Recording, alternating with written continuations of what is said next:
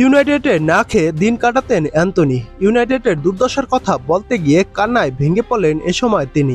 দেখুন, ২০২২ সালে আয়াক্স ছেড়ে ম্যানচেস্টার ইউনাইটেডে যোগ দেন ব্রাজিলিয়ান তারকা অ্যান্থনি।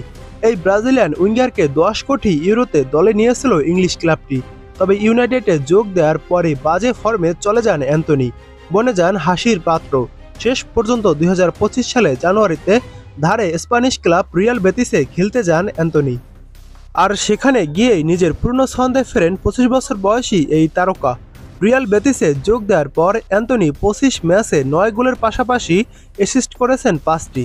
তার দারুণ ফর্মের কারণে রিয়াল বেতিস এবারের কনফারেন্স লিগের ফাইনালে উঠেছে। বুধবার ২৮শে মে ফাইনালের আগে টিএনটি স্পোর্টস ব্রাজিলকে এক সাক্ষাৎকার দিয়েছেন অ্যান্থনি। সেখানে অনেক বিষয়ে কথা বলেছেন তিনি।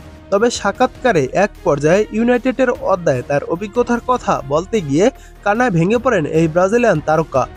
অ্যান্থনি বলেন, বেতিসে এসে সবকিছু বদলে গেছে, কারণ আমার জীবন যেসবের মধ্য দিয়ে গিয়েছে তারপর নিজেকে খুঁজে পাওয়ার প্রয়োজন ছিল। যেমনটা বলেছি, ম্যানচেস্টারে কিছু করার চেষ্টা করেছিলাম, কিন্তু আমি দেখলাম যে কিছুই হচ্ছে না, কারণ আমি খুশি ছিলাম না।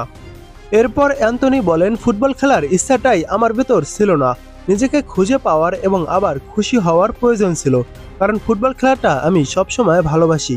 ইউনাইটেডে আমার খুব কঠিন সময় কেটেছে এবং আমি আনন্দ খুঁজে পাইনি। আমার ভাইকে বলেছিলাম, আর এসব সহ্য করতে পারছি না। আমি কেবল ঘরে থাকতে চাইতাম। ছেলের সঙ্গে খেলার শক্তিও আমার ছিল না। আমি না খেয়ে দিন কাটাতাম এবং ঘরে নিজেকে বন্দি করে রাখতাম।